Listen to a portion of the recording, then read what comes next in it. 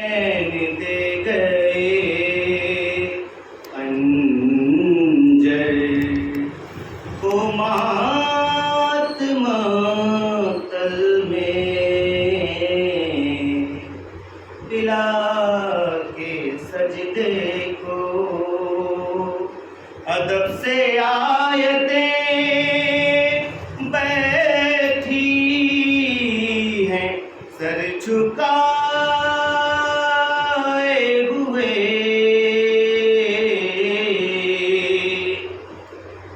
ادب سے آیتیں بیٹھی ہیں سر جھکائے ہوئے پڑھا رہا ہے کوئی دینیات مقتل میں پڑھا رہا ہے کوئی دینیات مقتل میں کچھ ایسی شان سے نکلا ہے ثانیہ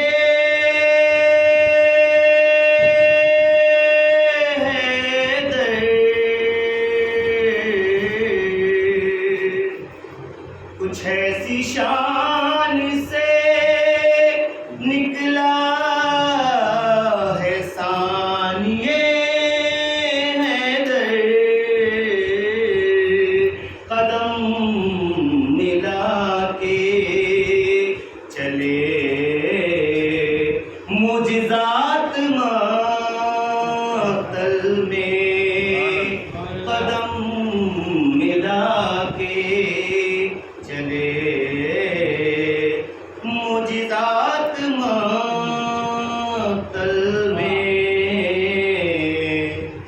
علی کا شیر جو چلو کو بند کر لیتا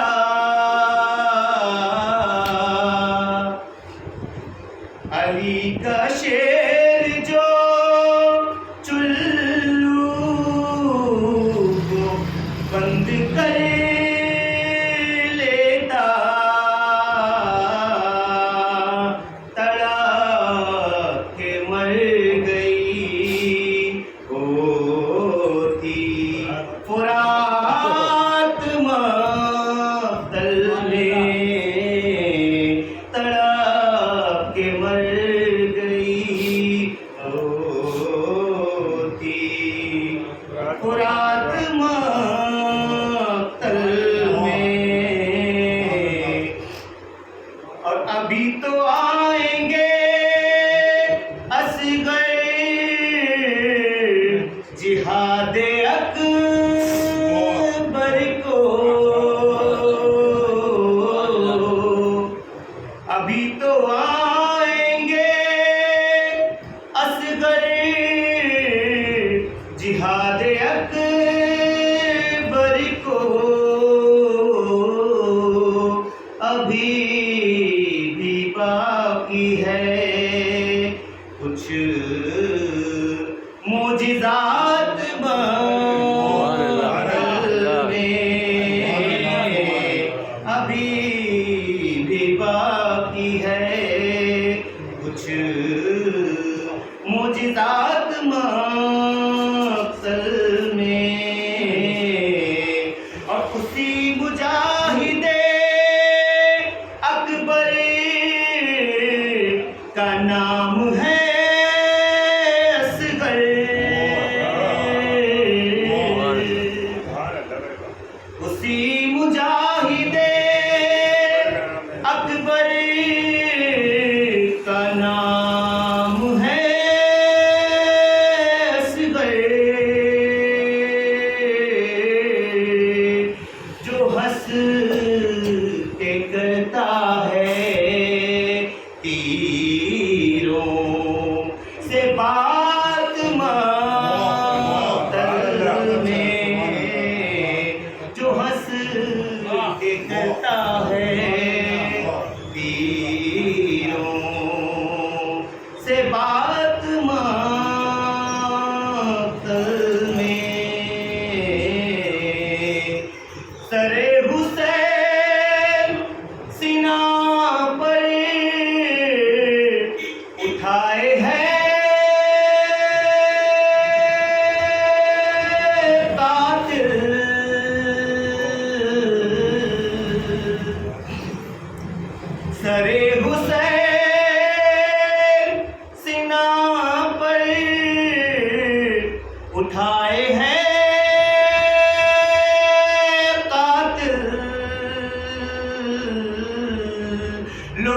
پورے قد سے کھڑی ہے حیات ماتل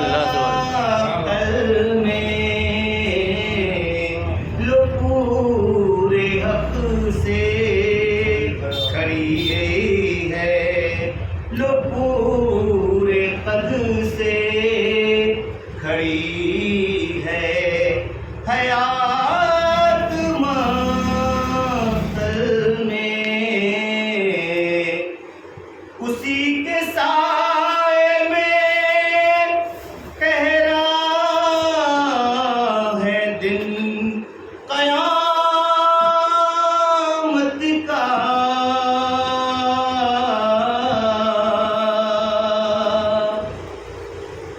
اسی کے سائے میں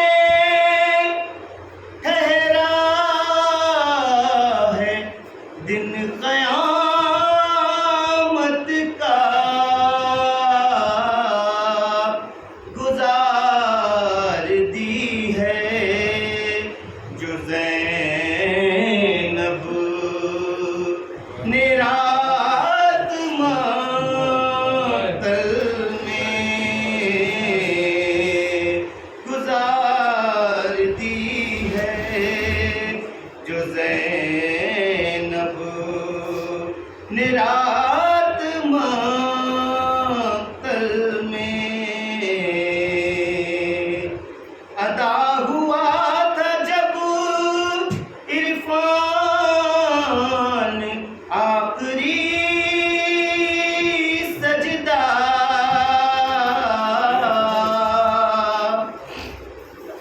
ادا ہوا تھا جب عرفان آخری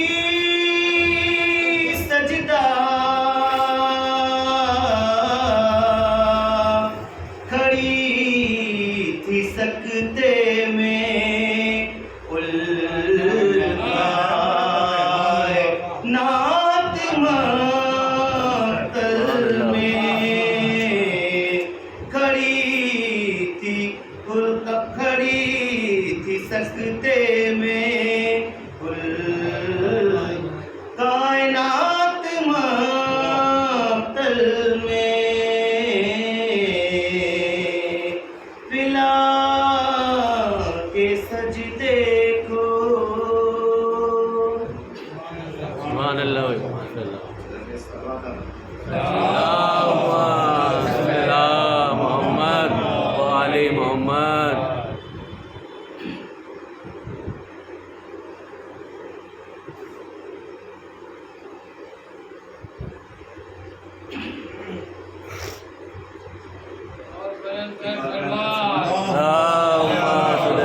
محمد وعلی محمد.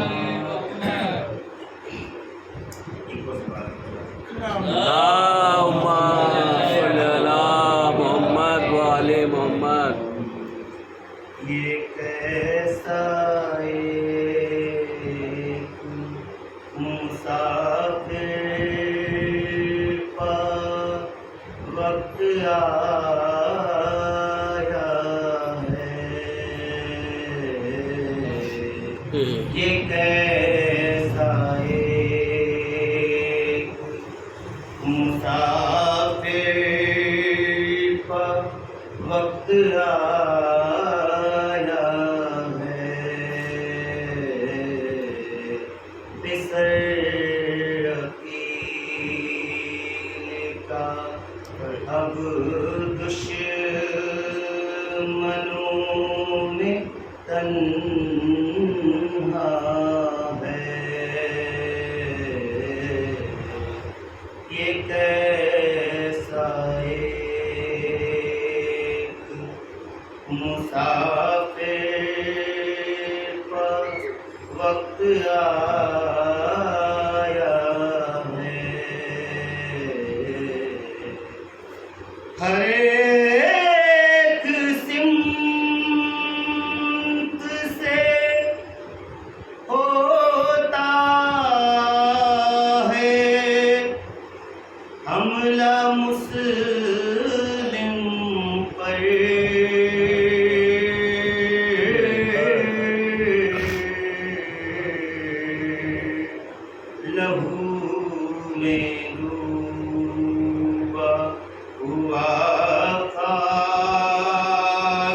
پر تڑپتا ہے،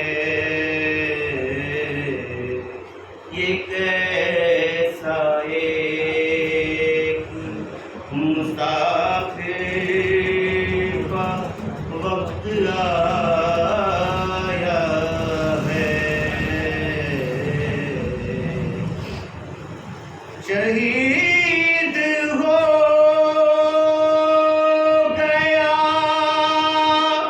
مظلوم کربلا کا سفیر،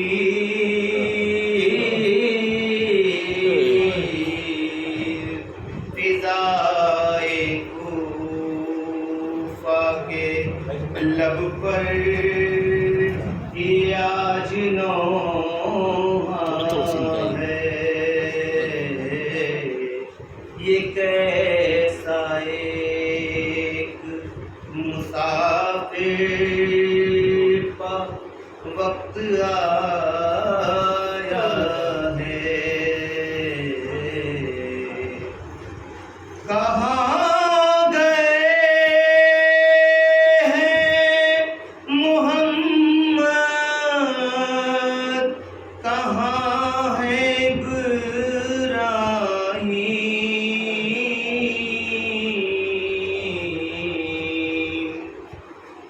یتیم بچوں کا کیسا یہ وقت آیا ہے،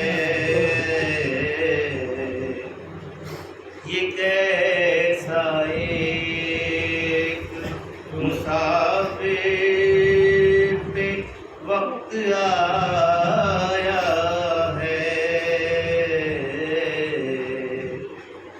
حسین سر پہ رقیہ کے ہاتھ پھیرتے ہیں،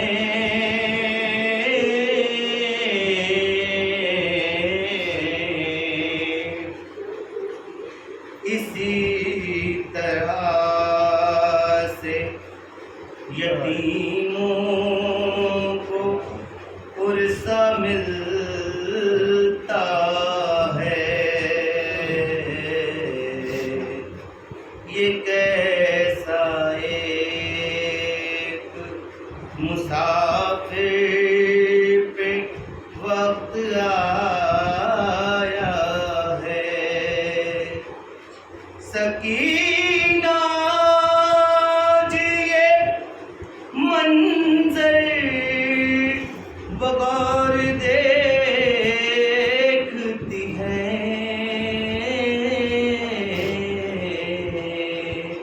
کل اس کے واسطے درا ہے اور تماچا ہے،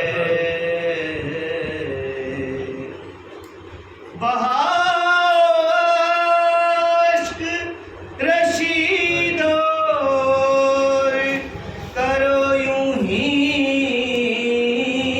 ماتم،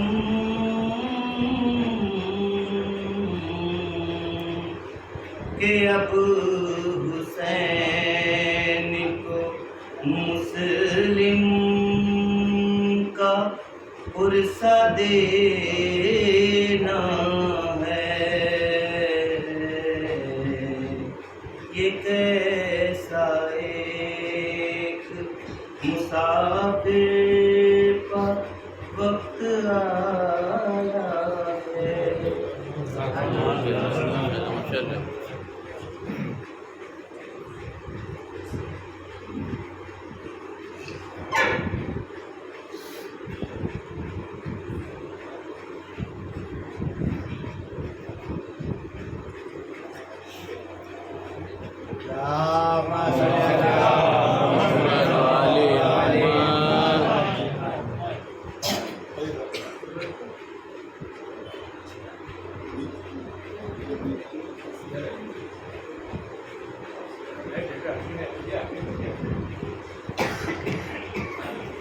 ادھر ہے ہوا ہے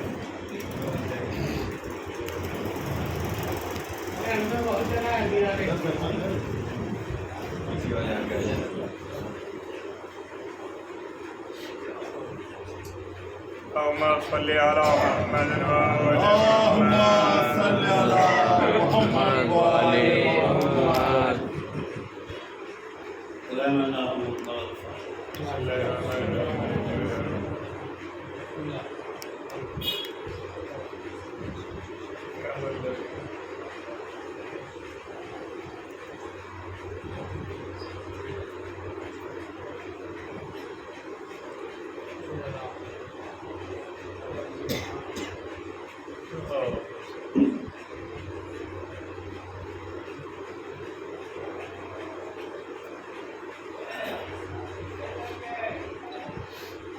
أعوذ بالله من الشيطان الرجيم بسم الله الرحمن الرحيم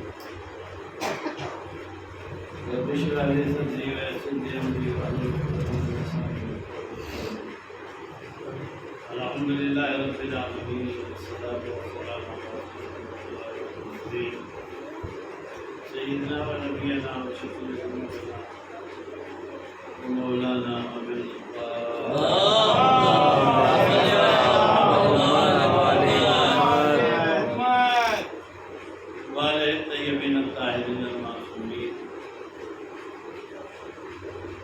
أما بعد فقد قال الله تبارك وتعالى في كتابه المجيد وقوله الحق وهو بسم الله ربنا واجعلنا مسلمين لله ومن ذريتنا أمة مسلمة وأرنا مناسكنا وتب علينا إنك أنت التواب الرحيم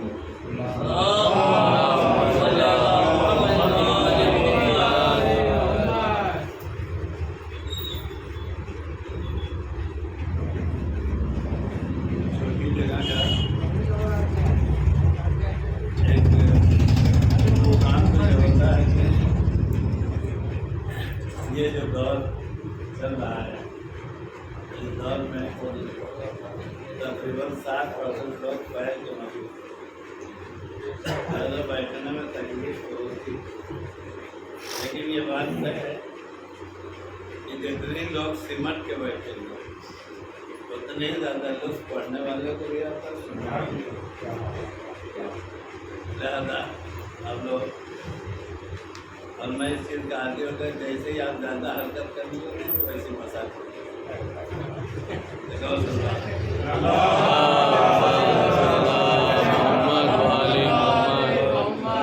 آگے آ جائیے ادھر جگہ ہے اندر گھس کے بیٹھیے تاکہ ذکر اہل بیت سننے کا لطف زیادہ ہے ایک اور سب بات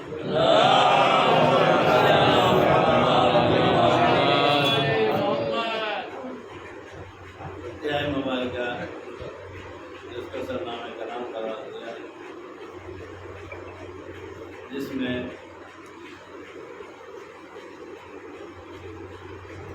ایک نبی خدا کی دعا کو پروردگار عالم نے اپنے حبیب کو عنوان میں واقعہ بنا کے پیش کر کے قرآن مجید میں ڈالا یہ ہے تو یہ آیت قرآن رات میں نے بڑی تفصیل سے بات بحث کی یہ ہے آیت قرآن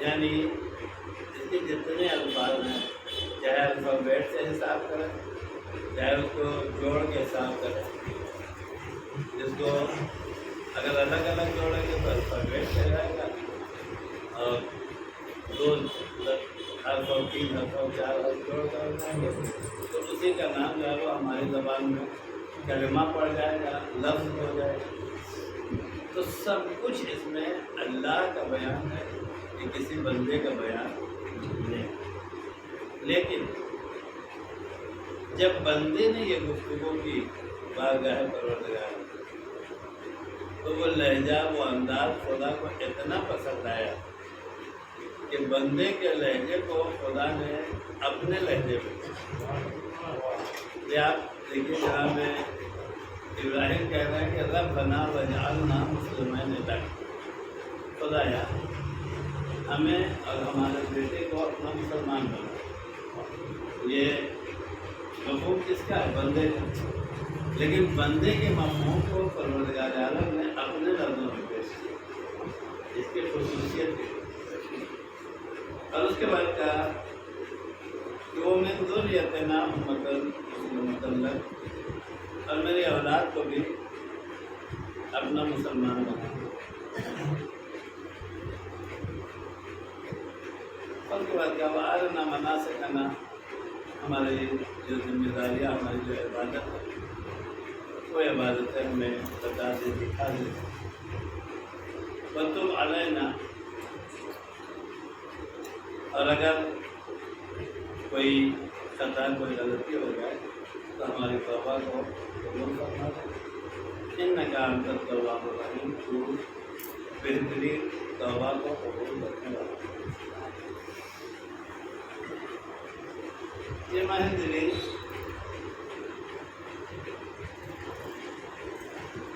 جس کو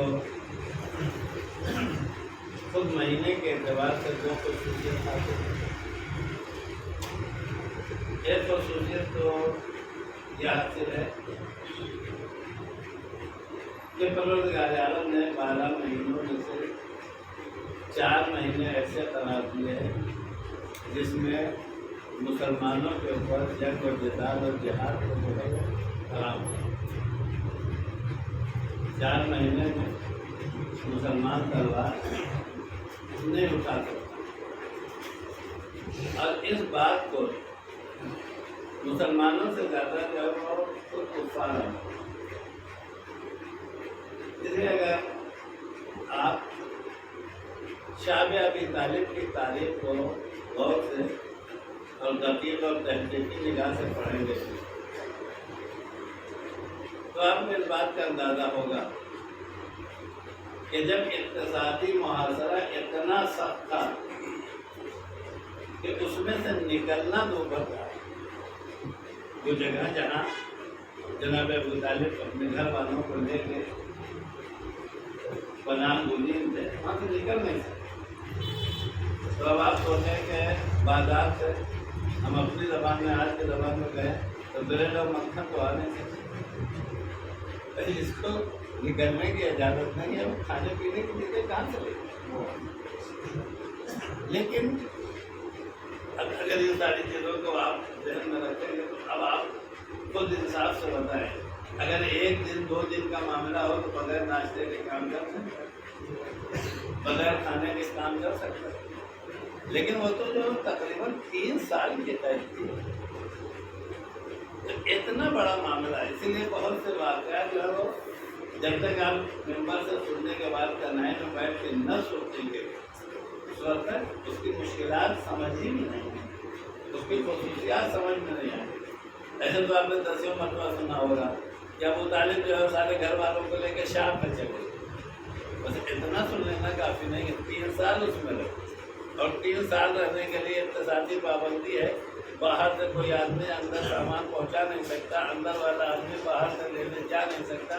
تو اگر 2-4 دن کا معاملہ ہے تو ٹھیک ہے، لیکن 3 سال تک کی سختی۔ تو وہاں تاریخ میں جملہ ملتا ہے کہ جناب ابو طالب ان 4 مہینوں میں، جس کو کہا جاتا ہے کہ اشہر الحرم، جس میں جدال جو ہے وہ حرام ہے، اس میں نکل کے اور نکلنے کے بعد بقیہ زمانے کا جو ہے وہ غلہ جو ہے اسٹور کر لیں۔ اچھا، اب آپ تو روک سکتے نہیں، اس لیے کہ دینی اور مذہبی جو معاہدہ ہے کہ 4 مہینے میں لڑائی نہیں ہو سکتی، تو مسلمانوں سے زیادہ وہ کافر پابند تھے جنہوں نے نبی کو جو ہے وہ شام میں بھیج دیا۔ لیکن اب انہوں نے دوسری ایک چال چلی کہ جب دیکھا کہ ان کے اوپر کوئی اثر ہی نہیں ہو رہا، یہ اسٹور کر رہے، تو انہوں نے ایک کام یہ کیا، کہا کہ دیکھیے جب ہم لوگ آپس میں آ کے سامان خریدنے کے لیے آئے تو مثلاً فلاں سامان کی قیمت جو ہے 5 روپے، اور جب شاب والے نکل کے خریدیں تو اس کی قیمت 50 روپے، تاکہ اتنا مہنگا کر دو سامان کہ وہ خرید ہی نہ پائیں۔ لیکن ابھی تک تو یہ ہے 5 روپے کی ان کو بھی مل رہا ہے، 5 روپے کا ان کو بھی مل رہا ہے، لہٰذا انہوں نے زیادہ سے زیادہ وقت کا سامان جو ہے وہ اسٹور کر دیا۔ لیکن اگر ہمارے لیے 50 روپے کا سامان ہو، جیسے آج آپ جس ملک میں ہیں ہمارے لیے خصوصی قانون ہے، بقیہ کے لیے عمومی قانون ہے، اور یہ آج کا نہیں، یہ پرانا کافر کا مزاج ہے، پرانا ہے، یہ خصوصی ہے، یہی خصوصی جو ہے وہ قانون جو ہے وہ تھا۔ لیکن اس کے باوجود اشہر الحرم کا حرام مہینوں کا احترام وہ کرتے تھے، اس میں ذیقعدہ، ذوالحجہ، محرم اور رجب۔ اور دوسری خصوصیت اس مہینے کی یہ ہے کہ اس مہینے کو اشہر الحج کہتے ہیں، یعنی حج کا مہینہ، اور حج کا مہینہ جو ہے وہ 3 مہینہ ہے، ایک ہے شوال، دوسرا ہے ذیقعدہ اور تیسرا ہے ذوالحجہ۔ اب ہو سکتا ہے کہ کوئی ہمارا جوان جانکار ہو تو کہے مولانا صاحب حج تو کل 5 دن ہوتا ہے، 6 دن لگ لیے، مستحب ہے کہ 8 تاریخ کو آپ مینا چلے جائیں، اور اس کے بعد 8 کو مینا میں رہیں، 9 کے صبح کو جو مینا سے نکل کے جو ہے وہ عرفات چلے جائیں، دوپہر سے جو ہے مغرب تک عرفات میں رہیں، رات کو وہاں سے نکل کے آئیں، اور آنے کے بعد مزدلفہ پہنچے، مزدلفہ سے جو ہے وہ جب شروع ہو جائے، سورج طلوع ہو جائے تو آئیے مینا میں جو ہے وہ پہنچ کے بڑے شیطان کو پتھر ماریے، پھر قربانی کر لیجیے، قربانی کر کے بال کٹا لیجیے یا سر منڈا لیجیے۔ اب آپ کے اوپر 25 چیزوں میں سے 23 چیز جو ہے وہ حلال ہے، یعنی 25 حرام میں سے 23 ہو گیا، ابھی 2 عدد بچا ہے۔ ایک حرام یہ بچا ہے کہ ابھی آپ خوشبو نہیں لیں، اور دوسرا حرام یہ بچا ہے کہ جس کو کسی نے آج کے دور میں مسلمانوں کے لیے حرام قرار دیا، جس کو کہا جاتا ہے طواف نساء، اگر جس میں بھی بہت بحث ہے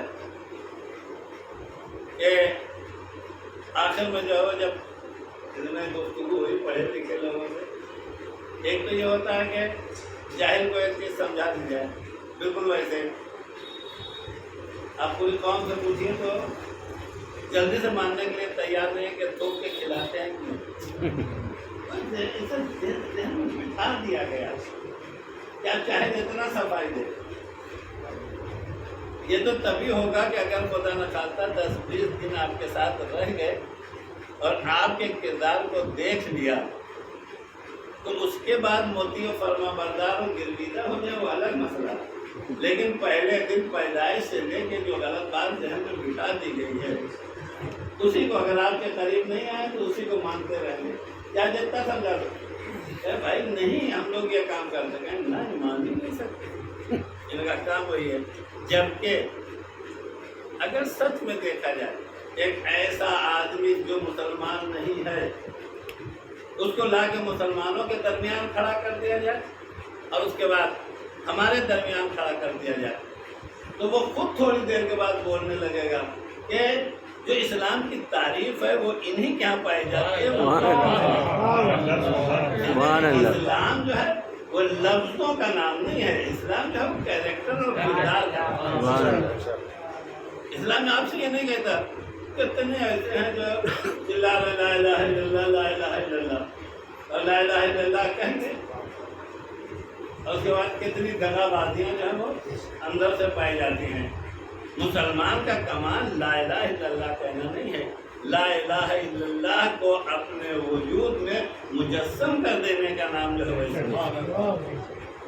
اسی لیے آپ دیکھیں کہ جن لوگوں نے مجسم کر دیا ہے لا الہ الا اللہ کو اپنے وجود میں، ان کو آج تک لوگ مسلمان ماننے سے کترا رہے۔ لیکن اگر ایسا والا مسلمان آ جائے گا تو ہمارا کیا حال ہوگا؟ اگر یہ طے کر لیا جائے کہ جو لا الہ الا اللہ کو مجسم بنا لے اپنے کردار میں، جو محمد رسول اللہ کو اپنے کردار میں مجسم بنا لے، تو اگر ایسا جانے لگے گا تو اس کے پیچھے پیچھے سے جیب کاٹنے والا مسلمان، اس کو مسلمان کون کہے گا؟ لہذا انہوں نے صرف لفظوں پہ زور دینا شروع کیا کہ لفظوں کا نام جو ہے وہ مسلمان اسلام ہے، کردار اور کیریکٹر کا نام اسلام نہیں۔ لیکن جس آیت کو میں نے سرنامہ کلام قرار دیا ہے اس میں ایک نبی مسلمانوں سے نہیں کہہ رہا ہے کہ تم ہمیں مسلمان مانو۔ جناب ابراہیم کبھی ہم سے اور آپ سے نہیں کہہ رہے، جیسے ہم کہتے ہیں کہ بھائیو آپ لوگ ہمیں مولانا صاحب مان لیجیے، تو اپنوں کے درمیان یہ کہہ کہ مولانا صاحب منوا دینا بہت آسان کام ہے، لیکن خدا سے کہنا خدا تو ہمیں مولانا مان لے تو بڑا مشکل کام ہے۔ اس کی وجہ یہ ہے کہ اپنے تو کسی نہ کسی لالچ میں، کسی نہ کسی مجبوری میں ہو سکتا ہے ایک صاحب جو ماننے کے لیے تیار نہیں ہے، لیکن 10,000 مومنین نے ان کے اوپر اتنا دباؤ ڈالا کہ رضی کو مولانا صاحب مان لو، اب معاشرے میں رہنا زیادہ مان لیا، ان کا دل نہیں جائے۔ تو کبھی ہمارا جو ہے کسی کو مسلمان، ارے وہ سب تو چھوڑیے، اپنی چائے حلال کرنے کے لیے کتنے کو مسلمان مانتے،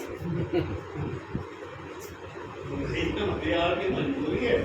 اگر اس مجبوری کو درمیان سے ہٹا دیجئے تو دل اندر سے نہیں کہتا کہ لا الہ الا اللہ محمد رسول اللہ کے بعد علی ولی اللہ نہ کہنے والے کے ہاتھ سے کچھ بھی ہے، لیکن یہ تو اپنی چائے حلال کرنے کے لیے ان کو مسلمان مانے ہوئے ہیں، دل سے ان کو مسلمان کو مانے ہوئے ہیں۔ جب تک ولایت اتر نہ جائے،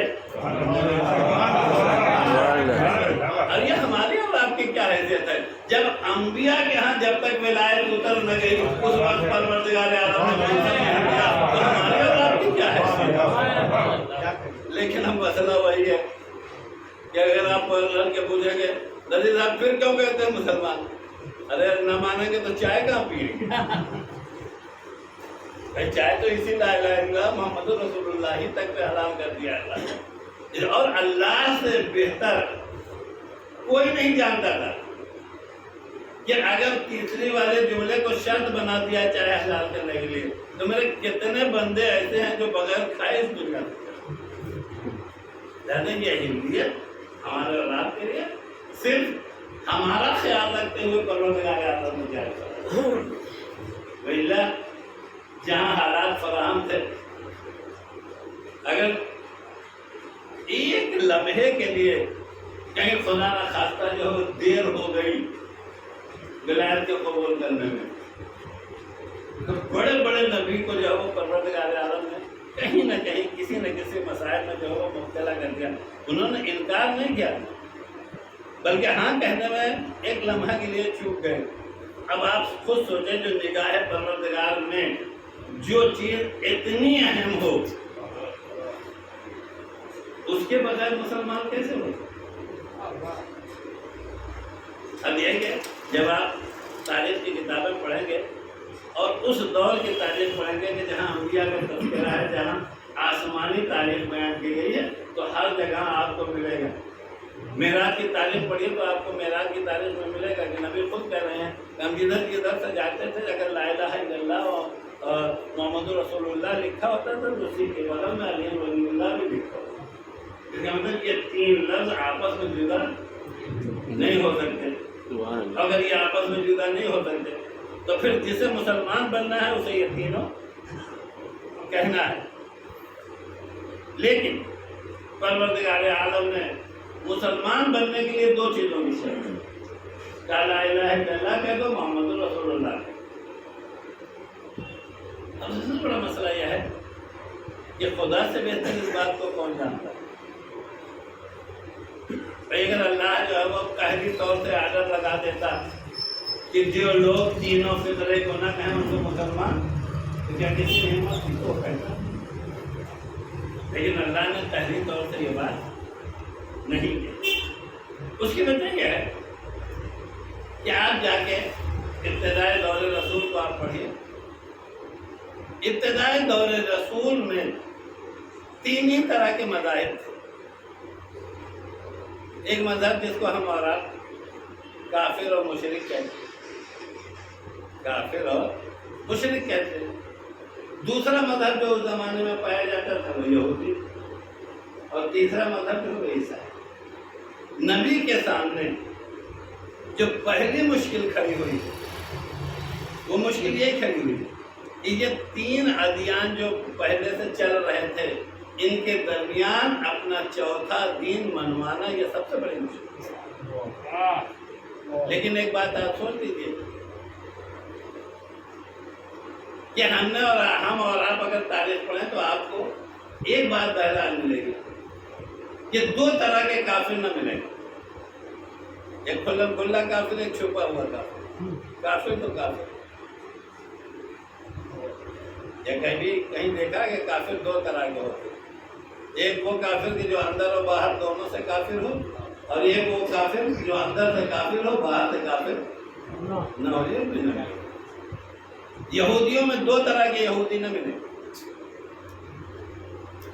یہودیوں میں دو طرح کے یہودی آپ کو نہ ملیں گے، ایک کھلم کھلا یہودی اور اندر والا الگ سے۔ لیکن جب نبی نے اپنا دین منوایا تو میں اپنے لفظوں میں کہوں گا کافر صرف ایک قسم کا کھلا ہوا تھا، یہودی جو وہ صرف ایک قسم کا تھا کھلا ہوا یہودی، عیسائی ایک قسم کا تھا کھلا ہوا عیسائی۔ لیکن جب نبی نے زحمتیں برداشت کر کے مسلمان بنائے تو مسلمان بنا کون؟ وہی کافر۔ مسلمان بنا کون؟ وہی یہودی۔ مسلمان بنے کون؟ وہی۔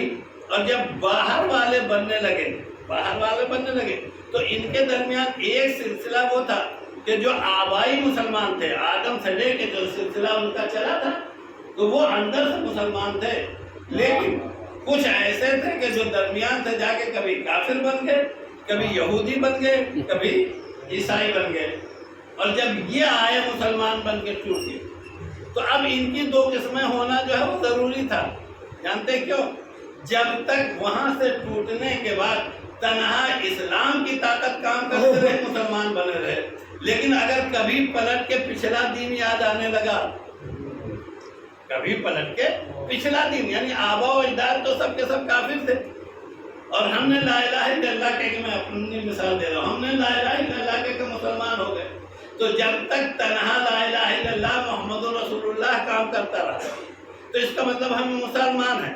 اور اگر کسی ایک دن پلٹ کے لا الہ الا اللہ محمد رسول اللہ کے ساتھ ساتھ آبائی کفر بھی یاد آنے لگا، آبائی کفر یاد آنے لگا، تو عزیزو یہ کام جب تک نبی زندہ تھے تب تک تو جو لوگ کلمہ پڑھ کے آ گئے تھے، چاہے وہ کافر آئے تھے، چاہے وہ یہودی آئے تھے، چاہے وہ عیسائی آئے تھے، لیکن آنے کے بعد ان سب کو خطرہ تھا، اس لیے کہ نبی نے اس دنیا سے جانے سے پہلے اس بات کا فیصلہ کرا دیا تھا کہ جو باہر سے آئے ہیں وہ میرے بعد میرے جانشین نہیں ہو سکتے، چاہے وہ کافر باہر سے آئے ہو، چاہے وہ عیسائی باہر سے آئے ہو، اس لیے کہ منصب اسے ملے گا جو آدم سے لے کے ہم تک جو ہے وہ مسلمان رہا ہو، اور ہمارے بعد قیامت تک مسلمان رہا ہو۔ اب آپ خود انصاف سے بتائیں، جن لوگوں کو آگے لیڈری کا راستہ بند ہوا، جن لوگوں کا آگے لیڈری کا راستہ بند ہوا، اب میں آپ سے پوچھنا چاہتا ہوں، انہی سے چل کے پوچھا جائے کہ تمہاری قیادت کا راستہ جو ہے وہ اللہ کی وجہ سے بند ہوا، کہیں گے نہیں۔ تمہاری قیادت کا راستہ رسول اللہ کی وجہ سے بند ہوا، کہیں گے کہ نہیں۔ لیکن جیسے ہی آگے نام آئے گا کہیں گے اگر یہ درمیان میں نہ ہوتے تو ہو سکتا ہے قیادت مجھے مل جاتی۔ اب یہی قیادت وہ چیز تھی جس نے مسلمانوں میں ایک نئے فرقے کو جنم دیا،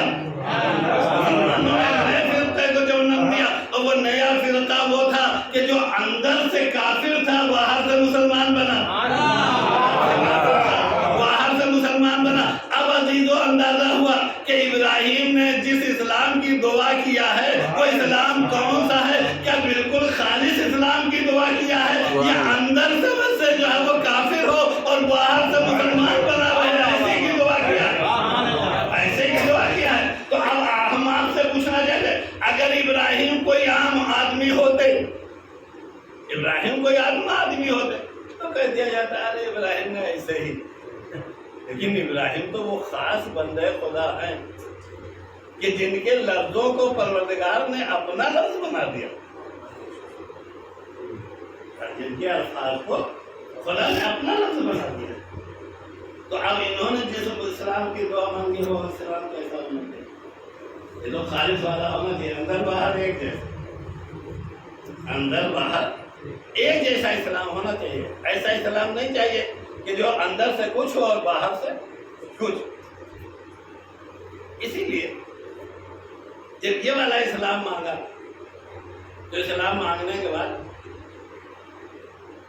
یہ جناب ابراہیم کی دعا بتا رہی ہے کہ جناب ابراہیم کو خطرہ تھا کہ ہماری اولاد دو طرح کی ہو جائے، یہ خطرہ تھا، اسی لیے کہا ربنا وجعلنا مسلمین لک، ہمیں اور ہمارے بیٹے اسماعیل کو اپنا مسلمان بنا دے۔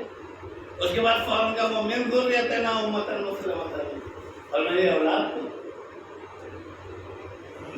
کو بھی مسلمان بنا۔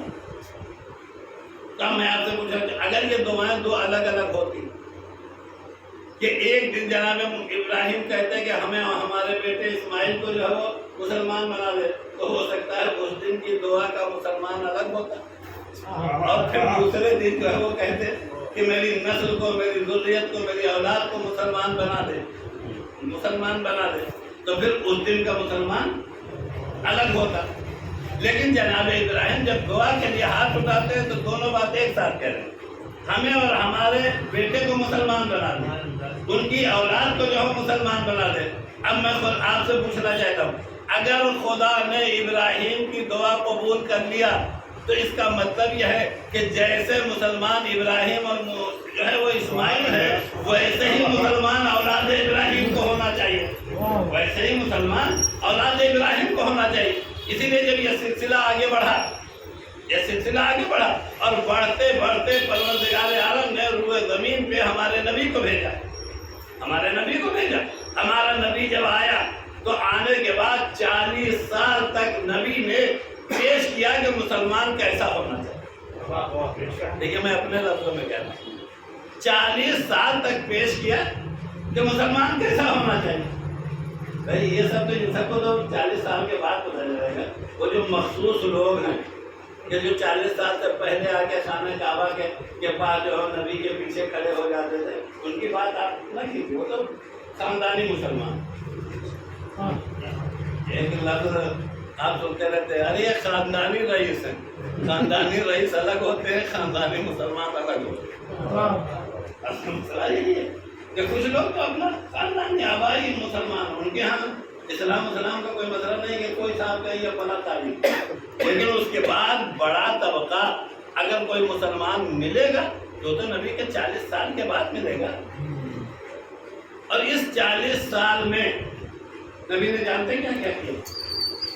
بہت سی چیزیں تو چونکہ تاریخ میں سامنے آ گئی، وَإِلَّا اگر سچ میں دیکھا جائے تو اس 40 سال میں نبی نے اپنے کردار اور اپنے عمل کے ذریعے سے اتنی مہربانی لوگوں کے ساتھ کیا کہ اگر کسی کو ضرورت ہے کہ اس کے گھر کا سامان جو ہے اس کے گھر پہنچایا جائے اور مجبور ہے تو ہمارے نبی نے کیا، چاہے تاریخ میں ملے گا نبی۔ یہ 2-4 واقعے جو ہمیں اور آپ کو مل جاتے ہیں کہ بڑھیا بوجھ لیے بیٹھی تھی، نبی نے اٹھا کے سر پہ رکھ کے پہنچا دیا۔ ہمیں جو 2-4 کام یہ مل جاتے ہیں کہ کوڑا پھینکنے والی جس دن بیمار ہوئی اس دن عیادت کے لیے چلے گئے، یہ تو 2-4 واقعات مل گئے ہیں۔ لیکن اگر سچ میں رسول کی حیات کو پڑھا جائے اور پڑھنے کے بعد اس پہ غور کیا جائے تو معاشرے میں جتنے کمزور لوگ تھے ان کی کوئی بھی ضرورت اگر محمد کے سامنے آ گئی ہے تو ان کے ورثہ پورا کرنے نہ کرے، نبی نے پورا کیا۔ اب آپ پوچھیں گے کہ مولانا یہ کیسے کہہ رہے ہیں؟ ہم اپنی طرف سے نہیں کہہ رہے، لیکن اگر تاریخ پڑھا جائے تو آپ کو مل جائے گا کہ نبی نے یہ کیا۔ اس لیے جس دن نبی نے دین کا اعلان کیا، جس دن نبی نے دین کا اعلان کیا تو دین کے اعلان کرنے کے بعد اب تو دشمنی بڑھ گئی، لیکن ان دشمنیوں کے درمیان نبی سے ایک سوال اٹھا کہ آپ جو دین لے کے آئے ہیں آپ کس کے دین پہ باقی، آپ یہ کون سا دین لے کے آئے؟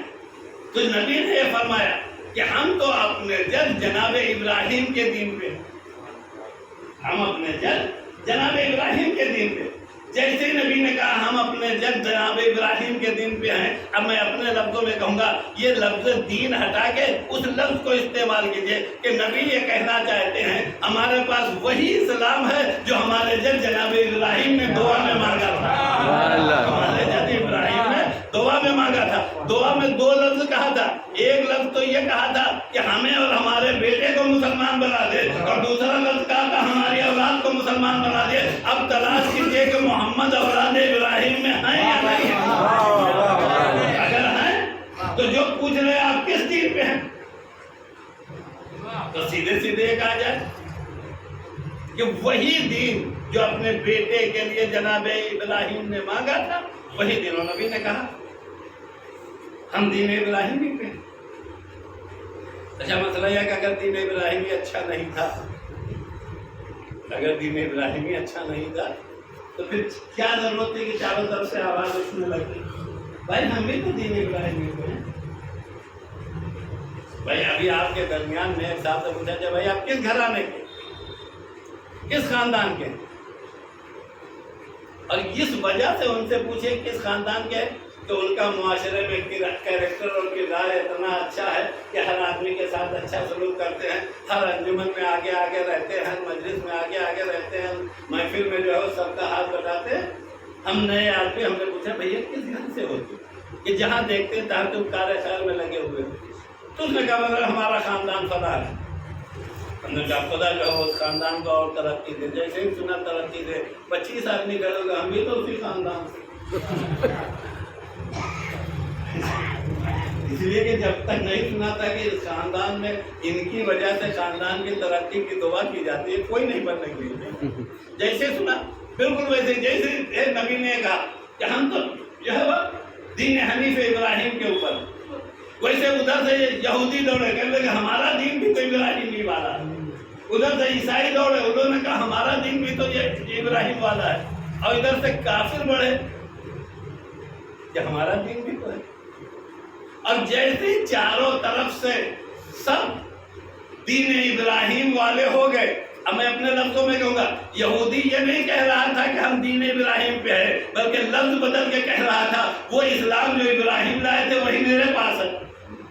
عیسائی کہہ رہے تھے کہ وہ اسلام میرے پاس ہے، کافر کہہ رہے تھے وہ اسلام میرے پاس ہے. اب ذمہ داری پروردگار کی تھی، اگر یہودی والا اسلام وہی تھا جو ابراہیم کا تھا تو خدا کو قبول کر لینا چاہیے. عیسائی والا اسلام وہی تھا جو ابراہیم کے کیا تھے. پروردگار عالم نے کھلے لفظوں میں جبریل امین کو بھیج کے کہا ما کان ابراہیم یہودی ولا نصرانی. ابراہیم نہ یہودی ہے نہ نصرانی ہے. اس کا مطلب یہ ہے کہ اسلام الگ چیز کا نام ہے، یہودیت اور عیسائیت الگ چیز کا نام ہے. یہودیت اور عیسائیت. اب اتنے کے بعد کافر بہت خوش تھے کہ انہیں دونوں کو نکالا گیا. انہیں دونوں کو نکالا گیا. اب جیسے ہی ادھر کی خوشی کو دیکھا ویسے پروردگار عالم نے فوراً یہ کہا کہ لیکن ابراہیم جو ہے حنیف المسلمہ، ایک ایسے مسلمان ہیں جو خدا کو ایک ماننے والے ہیں. اب یہ مسلمان کا ترجمہ مسلمان رکھے، خدا کو ایک ماننے والے ہیں اور اپنا پورا وجود خدا کے حوالے کرنے والے ہیں. دیکھیں مسلمان کی تعریف لا الہ الا اللہ محمد رسول اللہ تعالیٰ نہیں ہے. مسلمان کی تعریف ہے کہ مسلمان وہ ہے کہ اس کے پاس جو کچھ بھی ہے اس کے لیے سمجھے کہ یہ خدا کا ہاتھ پیر آنکھ ناک کان مال جتنا ہے یہ سب خدا کا ہے اور خدا کا کرم ہے کہ اس نے ہمیں دے رکھا. ہمارا اپنا کچھ نہیں ہے. اب اس طریقے سے آپ مسلمان کی تعریف اگر کریں گے تو آپ کو اندازہ ہوگا. وحدہ حنیفاً، حنیفاً مانی ایک. اس کے مطلب اس بات کا امکان ہے کہ ایسے لوگ پائے جاتے ہیں کہ جو 10 خداؤں کے بارے میں کہیں کہ ہاتھ فلاں نے دے دیا ہے، مال فلاں نے دے دیا ہے، پانی فلاں نے دے دیا ہے. ارے کسی کی سمجھ میں یہ والے خدا آئے یا نہ آئے آپ کو تو آنا ہی چاہیے. پورا دین 3 خداؤں پہ چل رہا ہے. پورا دین تین خداؤں پہ کہ بارش کا خدا الگ ہے، خشکی کا خدا الگ ہے آسمان کا خدا الگ ہے. لیکن ابراہیم یہ والے جو وہ مسلمان نہیں ہیں کہ جو الگ الگ چیزوں کے الگ خدا لے کے بیٹھے ہیں. اسماعیل اس مسلمان کا نام ہے کہ جن کے یہاں زمین کا بھی خدا وہی ہے، آسمان کا بھی خدا وہی ہے، جنات کا بھی خدا وہی ہے، انسان کا بھی خدا یہ ہے. اس لیے وہ حنیف ہیں. اور حنیف ہونے کے بعد جو کچھ ہے ابراہیم کا نہیں ہے، وہ سب کچھ اسی کے حوالے ہے. اور اس کا کرم ہے کہ اس نے سب کچھ دے دیا. اس کی سب سے بڑی علامت ہے کہ جس ابراہیم کو 80 سال کے ہو جانے کے بعد ایک بیٹا ملا ہو، اگر اس بیٹے کو اپنا سمجھتے تو کبھی میدان منا میں لے جا کے بیٹے کو لے جا کے چھری نہ چلاتے. چھری چلا دینا اس بات کی علامت ہے کہ ابراہیم پکار کے کہہ رہے تو ہی نے دیا تھا، تیرے حوالے کیے دے رہا ہوں.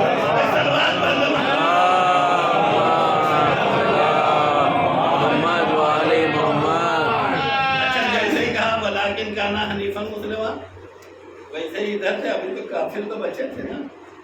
انہوں نے کہا ہم بھی تو حنیف تھے، ہم بھی حنیف ہیں. اگر انہوں نے حنیف کا کیا ترجمہ کیا؟ حنیف کا لفظی ترجمہ ہے، حنیف اسے کہا جاتا ہے جو صرف ایک خدا کو، اسے کہا جاتا ہے صرف ایک خدا کو. لیکن جناب ابراہیم صرف ایک خدا والے حنیف نہیں ہیں. ایک خدا کو مان کے سب کچھ اسی خدا کو دے دینے والے. تسلیم کرنا مسلمان کا مطلب اپنا سب کچھ اس کو تسلیم کرنے کا نام جو ہے وہ مسلمان ہے. تو فوراً ان لوگوں نے کہنا شروع کیا کہ ہم بھی تو حنیف ہیں. اب جا کے پوچھا گیا اس خاندان والے سے، پوچھا گیا بھائی تم کیسے حنیف ہو؟ بولے ہم دو خدا کو تھوڑی مانتے، ہم بھی تو ایک ہی کو مانتے ہیں. ہم نے پوچھا کس کو؟ یعنی یہ عزا صاحب جو لگے ہوئے ہیں صرف انہیں کو مانتے ہیں، لات صاحب کو نہیں مانتے. وہ تو لتخور ہے جو لات صاحب کو. اب لات صاحب کے ماننے والوں میں پہنچے کہ ہم حنیف ہیں. ہم نے کیسے کہ ہم صرف انہیں کو مانتے ہیں. تو صرف انہیں کے ماننے کی وجہ سے حنیف تو ہو سکتے ہو لیکن مسلم نہیں ہو سکتے. کو کیوں؟ اس کی وجہ یہ ہے ان کو ماننے کے بعد اگر کسی دن یہ کچھ مانگ لے تو تم دینے کے لیے تیار نہیں ہو. تم دینے کے لیے تیار نہیں ہو. عزا کو مان کے تم اگر ایک کو مانتے ہو اور عزا صاحب کبھی کچھ مان لے تو تم دینے کے لیے تیار نہیں ہو. میں تو ایک جملہ کہوں گا، تمہارا تو کل ہنر یہ ہے کہ تم نے ایسے کو خدا مانا ہے جو مانگنے کی صلاحیت ہی نہیں رکھتا. تم نے ایسے کو خدا مانگا ہے، نہ لات کچھ مانگ سکتا ہے، نہ عزا کچھ مانگ سکتا ہے، نہ سمندر کچھ مانگ سکتی ہے، نہ درخت کچھ مانگ سکتے ہیں. یہ تو صرف ہمارے پاس جو امتیاز پایا جاتا ہے کہ ہم نے ایسے کو خدا مانگا ہے کہ وہ جب چاہے تب جو ہے وہ مانگ سکتا ہے. اگر مانگنے والا خدا ہے تو پھر ماننے والوں کی ذمہ داری یہ ہے کہ جب مانگ لے تو سب کچھ اسے دے دے، سب کچھ اسے دے دے. لیکن جس دن یہ حوصلہ پیدا ہو جائے گا، جس دن یہ حوصلہ پیدا ہو جائے گا کہ مانگنے کے بعد سب کچھ اسے دینے کے لیے تیار ہو جائے تو اب فوراً پروردگار یہ اعلان کرے گا فرشتوں اگر فخر و مباحثت کرنا ہے تو کسی دوسرے پہ کرنا، اس پہ فخر و مباحثت نہ کرنا. شاید یہی رات ہے جب سب کچھ خدا نے جیسے ہی مانگا اور علی بن ابی طالب نے سب کچھ خدا کے حوالے کر کے بستر نبی پہ چادر اوڑھ کے بیٹھ گئے تو مرتبہ پروردگار عالم نے فرشتوں سے کہا جبریل تم جا کے سرانے کھڑے ہو جاؤ، میکائیل تم پایتی کھڑے ہو جاؤ. اس کے بعد پکار کے کہا اللہ کنتما مثل علی بن ابی طالب، تم دونوں علی جیسے کیوں نہیں ہو گئے؟ اس لیے کہ تم جو ہے وہ مسلمان تو ہو لیکن تمہارے پاس وہ حوصلہ نہیں پایا جاتا کہ سب کچھ خدا کے حوالے کر دے. جو 15 سال دیر نہ دے سکے وہ فرشتے کا اسلام ہے، جو سب کچھ دے سکے وہ انسان کا اسلام ہے.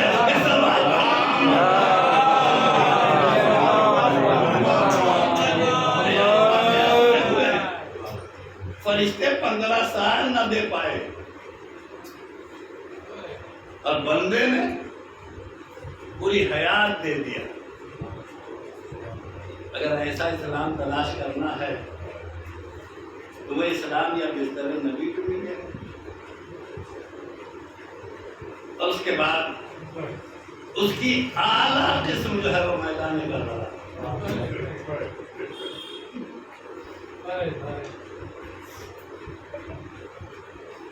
اب آپ پوچھیں گے کہ مولانا آپ نے اعلیٰ قسم کیوں کہی؟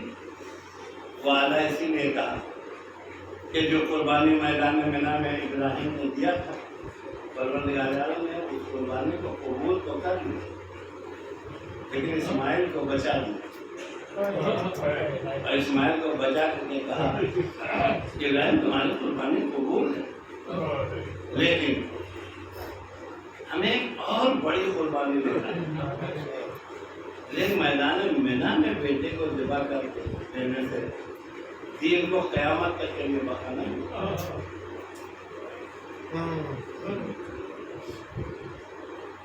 ایک ایسا میدان درکار ہے جہاں باپ صرف بیٹے کو نہیں،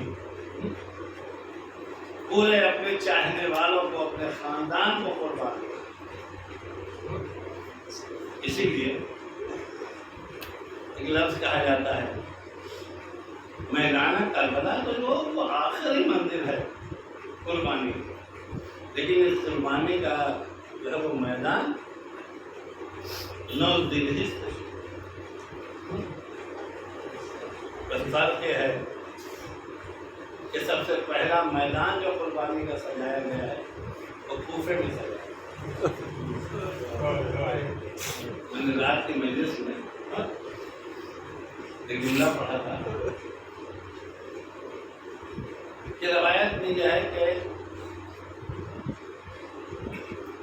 جب ادھر سے حسین بن علی کے پاس یہ پیغام آیا کہ حاکم شام اس دنیا سے چلا گیا ہے اور اب آپ یزید کی بیعت کر لیں، اور حسین نے بیعت سے انکار کر دیا۔ اس تاریخ میں جملہ کیا ہے کہ معصوم کے الفاظ ہمارے اور آپ کی طرح سے نہیں ہوتے، وہ سارے الفاظ وہ ہوتے ہیں کہ جو محتاط لفظوں میں جس کو ذکر جاتی، اس لیے حسین بن علی نے دربار ولید میں یہ نہیں کہا کہ بیعت نہ کریں، لیکن میں آپ سے پوچھنا چاہتا ہوں کہ کیا ذہن حسین میں یہ تھا کہ بیعت کر لیں گے؟ بالکل نہیں۔ اسی وقت جو ہے وہ انکار تھا کہ یزید کی بیعت نہیں ہونا ہے، لیکن معصوم تھا، لہذا معصوم نے اپنے ان لفظوں میں کہا اتنا اہم فیصلہ رات کی تاریخ تھی، اس کا راز جانتے ہیں۔ اگر حسین وہیں سے کہتے چلے آتے کہ بیعت نہیں ہوگی، بلانے کے بعد بہن سے بتا دیتے کہ بیعت نہیں ہوگی، تو کون جانتا کہ زینب بھی جو ہے بیعت سے انکار کر لیتا۔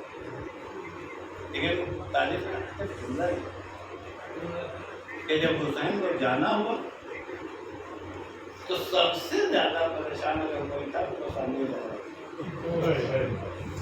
اسی لیے حسین نے کہا بھائی ہم آپ کو اکیلے نہ جانے دیں گے، اور تمام بنی ہاشم کو ایک ایک کر کے بلایا اور بلا کے کہا میرا بھائی دربار میں جا رہا ہے، عباس تم ساتھ جاؤ، علی اکبر تم ساتھ جاؤ، اور محمد تم ساتھ جاؤ، سب کو ساتھ جاؤ۔ اور اس کے بعد ایک جملہ مقتل میں اور ملتا ہے کہ جب کچھ دیر ہوئی حسین کے آنے کی تب ثانیہ زہرا حجرے میں نہیں بیٹھی، کبھی حجرے میں جاتی تھی، کبھی صحن کھانا میں آتی تھی، کبھی دروازے کا پردہ ہٹا کے دیکھتی تھی کہ بھائی ابھی آیا نہیں۔ اب جیسے ہی حسین آئے تب زینب کو حجرے سے نکل کے بھائی سے ملنا نہیں ہوا، زینب پہلے سے تو وہ دروازے کے پیچھے کھڑی ہوئی تھی بھائی کے انتظار۔ جیسے حسین داخل ہوئے ویسے پلٹ کے پوچھا کہ بھیا کس نے بلایا تھا، وہاں کیا ٹھہری؟ تو حسین بن علی نے کہا کہ مجھ سے بیعت کا مطالبہ کرنے کے لیے بلایا گیا۔ تو زینب نے پلٹ کے پوچھا، کہا کہ بھیا پھر تم نے کیا کہا؟ حسین نے کوئی جواب نہیں، اس سے بیعت کی طرح کہا کہ ہم اس عمل مشکل میں تمہارا مشورہ چاہتے ہیں۔ ابھی تو اتنا سننا تھا، ایک مرتبہ ثانیہ زہرا کا لہجہ بدل گیا، اب پلٹ کے کہتی ہیں کہ بھیا جس ماں کا دودھ تم نے پیا ہے، جو خون تمہاری رگوں میں دوڑ رہا ہے، وہی خون اور چھین میرے رگوں میں دوڑ رہا ہے۔ اسے جو ہے وہ سمجھ لیجیے کہ زینب کا وہ انکار ہے لفظوں میں کہ زینب کہہ رہی ہیں جہاں بھی جو ہے وہ فاطمہ و علی کا خون اور چھین ہوگا وہ کبھی یزید جیسے کی بیعت نہیں کرے گا۔ ایک طرف زینب کے اعلان کر رہی تھی، دوسری طرف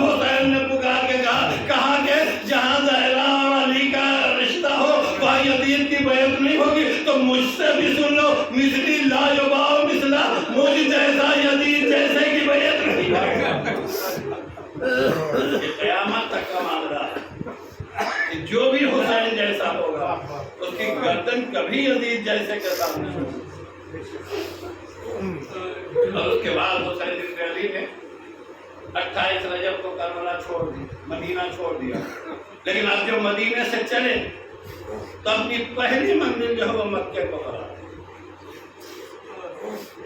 لیکن ادھر یہ خبر جو ہے وہ عراق تک پہنچ چکی تھی اور کوفیوں کی طرف سے بار بار جو ہے وہ خطوط آنے لگے کہ مولا ہمیں راہ راست دکھانے والا چاہیے، ہم بے امام ہیں، ہمیں امام چاہیے، لہذا آپ تشریف لے آئے۔ روایات میں یہاں تک ملتا ہے کہ 12,000 خط آئے، لیکن 12,000 خطوط کے آنے کے بعد حسین ابن علی نے دیکھیں، حسین سارے خاندان والے سارے گھر آئے، لیکن ان سب میں میدان کربلا میں صاحب بیٹھے ہوئے ہیں، آپ جا کے ان سے بعد میں دریافت کر لیجیے گا، جناب عقیل کے بیٹے اور پوتے ملا کے میدان کربلا میں 8 افراد نے شہادت دی۔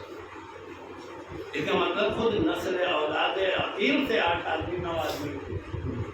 اس کے بعد جعفر کی اولاد الگ تھی، خود جو ہے وہ حسین کے برادران اور ان کے بیٹے موجود تھے، لیکن کون سی خصوصیت جناب مسلم میں پائی جاتی تھی کہ اتنے اہم کام کے لیے کہ کیا میں اپنا مرکز کوفے کو بناؤں، اس کی تحقیق کے لیے اگر نگاہ حسین ابن علی کسی پہ پڑی ہے تو جناب مسلم، اور جناب مسلم جو ہے وہ کوفے کی طرف آئے، اور آنے کے بعد جناب مسلم نے حسین کے لیے جو ہے وہ لوگوں سے بیعت لے لی، اور یہاں تک بیعت لوگوں نے کیا کہ روایات میں 12,000 سے لے کے 30,000 تک۔ میں بعض لفظ کو بڑی زور سے اس لیے کہہ رہا ہوں تاکہ آپ کو مظلومی کا اندازہ ہو جائے، جس کے پیچھے 30,000 لوگ۔ ادھر جب یہ خبر جو ہے وہ شام میں پہنچی کہ سفیر حسینی مسلم کوفے میں آ چکے ہیں اور لوگ مسلم کے ہاتھوں پہ بیعت کر رہے ہیں، تو اس نے اپنے بصرہ کے گورنر ابن زیاد کو وہاں سے ہٹا کے کوفے کی گورنری دے دیا۔ میں نے مکتب میں جملہ دیکھا، اس ظالم نے پہلے ہی دل سے مکاری یہ شروع کیا کہ جب یہ کوفے میں داخل ہوا ہے تو یزیدی لباس میں نہیں آیا، حسینی لباس میں، کہ محمل کے اوپر جو پردہ پڑا ہوا تھا اور اس میں لباس سے آپ پہن کے اپنے چہرے کو چھپا کے آیا۔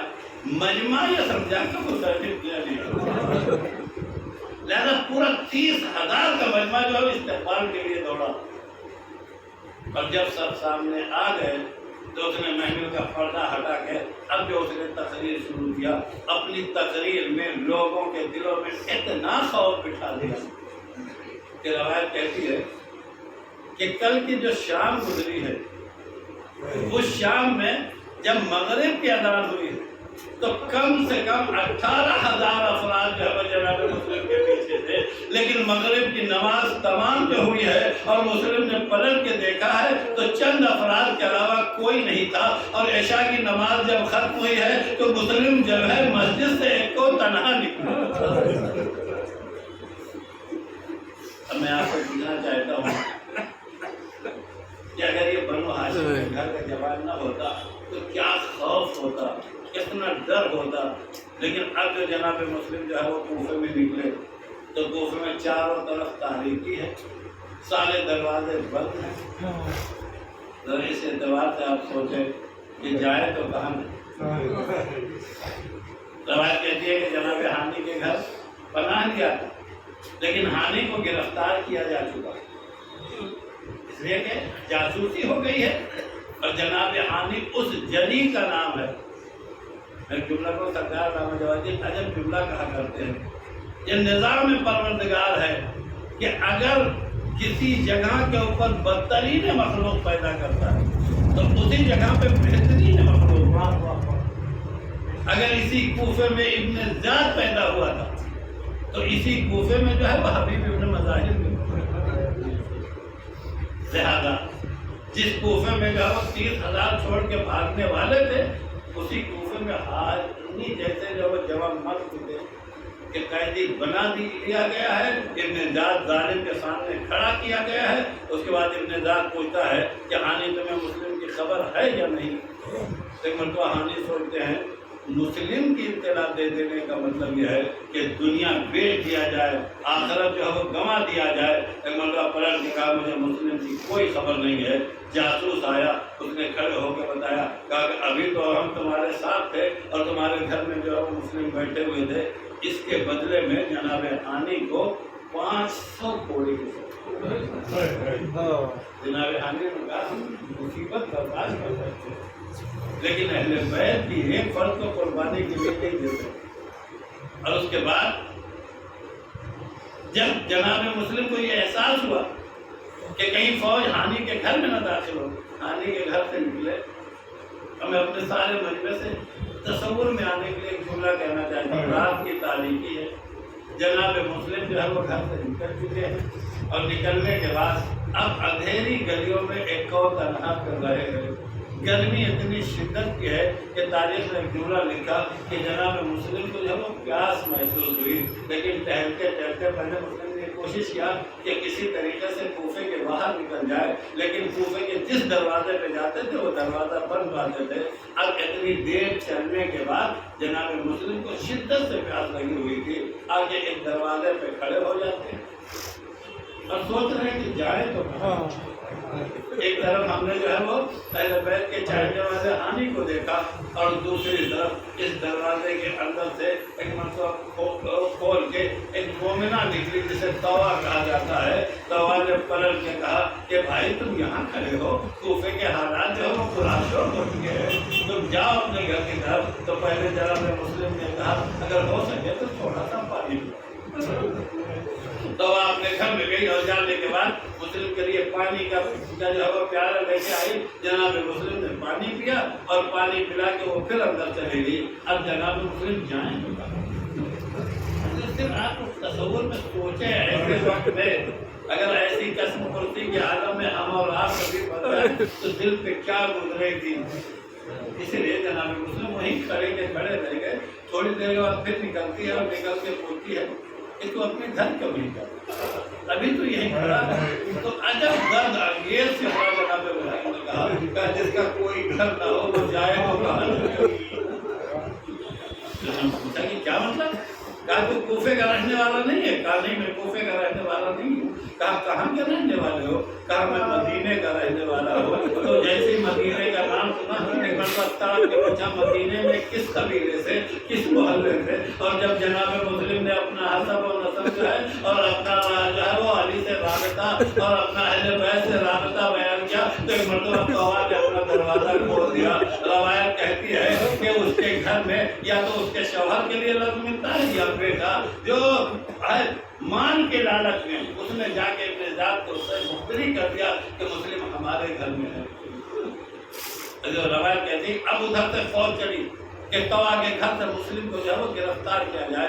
میں نے مقتل میں جملہ دیکھا ہے جیسے گھوڑوں کے ٹاپوں کی آواز ہے طوا کے گھر کی طرف پڑی۔ ایک مرتبہ جناب مسلم نے دروازہ کھولا، طوا دوڑ کے آ کے سامنے کھڑی ہو گئی۔ کہا مولا کہاں جا رہے ہیں؟ گلیوں میں جو ہے وہ گھوڑوں کے ٹاپوں کی آواز سنائی دے رہی ہے۔ تو مسلم نے پلٹ کے کہا میں یہ برداشت نہیں کر سکتا کہ میری وجہ سے کسی ناموس کی بے حرمتی ہو جائے۔ میں کہوں گا مسلم یہ کوفہ ہے جہاں طوا کی بے حرمتی برداشت نہیں ہے۔ کاش کہ آپ کربلا میں 11 محرم کے ہوتے آپ کی بہنیں بے مطلع ہو جانا کربلا سے کوفہ اور کوفہ سے شام جائے۔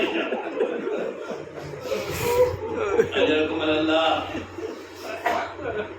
آج مقدمہ عاشور کی شہادت کی تاریخ جناب مسلم نے کربلا کو شروع کیا، کربلا کو ختم جو ہے وہ جناب زینب نے کیا ہے، لیکن کربلا شروع جو ہے وہ جناب مسلم نے کیا ہے۔ اس لیے جناب مسلم وہ ہراول کربلا کہا جاتا ہے۔ بس میں آپ کو جلدی سے شہادت کے قریب لا کے جملہ کہہ کے بات کو ختم کرنا چاہتا ہوں۔ ادھر سے فوجوں پہ فوجیں آنے لگی، یہاں تک کہ جب 1000 افراد کو جب जनाब मुस्लिम ने जो है अपनी तलवार की इज्जत पे रख के या भगा दिया या कत्ल कर दिया।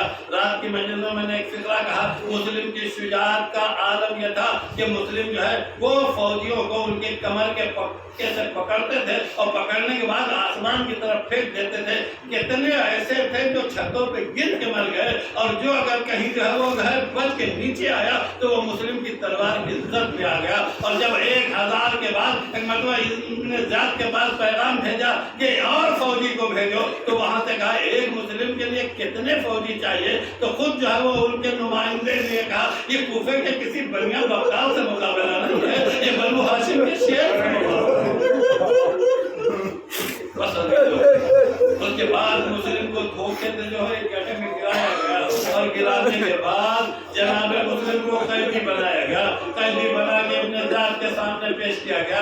किसी ने कहा आपने अमीर को सलाम नहीं किया, तो जनाब मुस्लिम ने कहा कि हुसैन के अलावा मेरा कोई अमीर नहीं है, मैं किसी को सलाम करने वाला नहीं हूँ। ये कहने के इतना था कि मर्तबा जालिम हुक्म देता है कि ले जाके बुलंदी से इन्हें कत्ल करके जमीन में फेंक दिया जाए, लेकिन एक रवायत ये मिलती है कि जनाब मुस्लिम को पहले बुलंदी से जिंदा फेंका गया है और उसके बाद सरोतर में जुदाई की।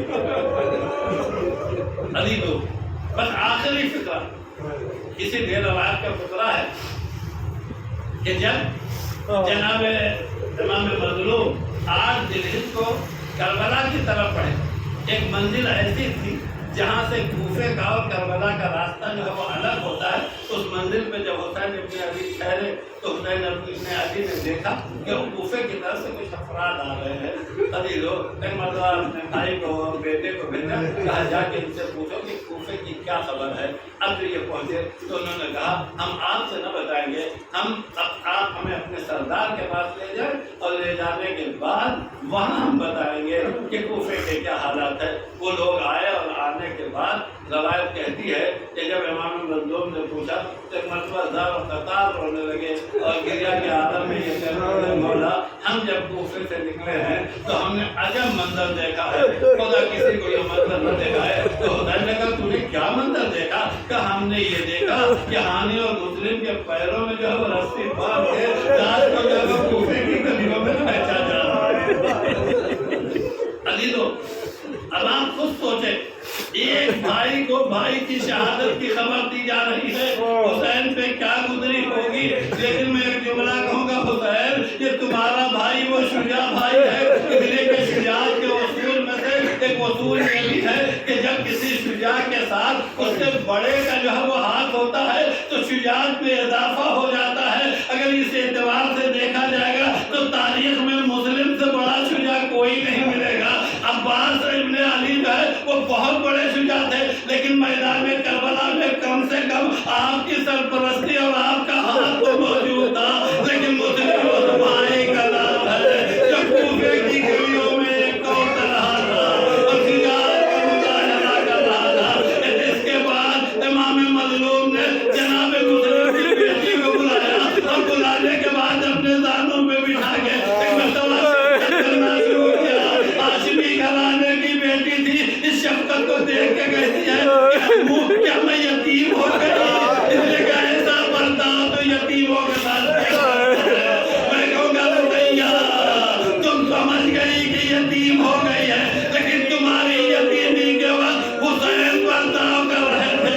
लेकिन हाल हुसैन की बेटी सकीना वो जब यतीम हुई तो कोई दिलासा देने वाला न था, कोई तमाचे मार रहा था, कोई पुष्प पे तालियां नहीं लगा रहा था। इन्ना लिल्लाहि व इन्ना इलैहि राजिऊन।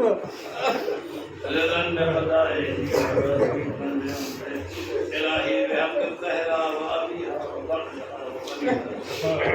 बारक आदम मोहम्मद वाले मोहम्मद हमारे इस मुख्तसर से अमल को कबूल गुलाम मफरूज है उनके साथ की अदायगी। जैसा कि आप बता जानते हैं कि इस साल खुद हमारे शहर से तकरीबन 300-350 अफराद जो है वो करबला और नजफ और मशहद की दावत को मुशर्रफ हुई।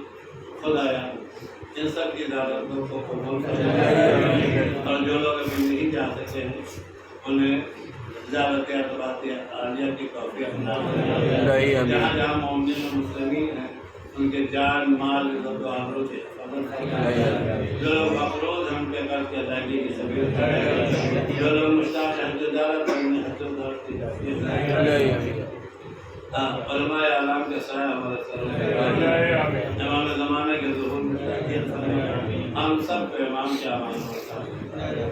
وآخر دعوانا ان الحمد للہ۔ آپ حضرات ایک مرتبہ سورہ حمد اور 3 مرتبہ سورہ اخلاص کی تلاوت کر کے اپنے اپنے تمام مرحومین اور بالخصوص جناب حسن جعفری صاحب کی امین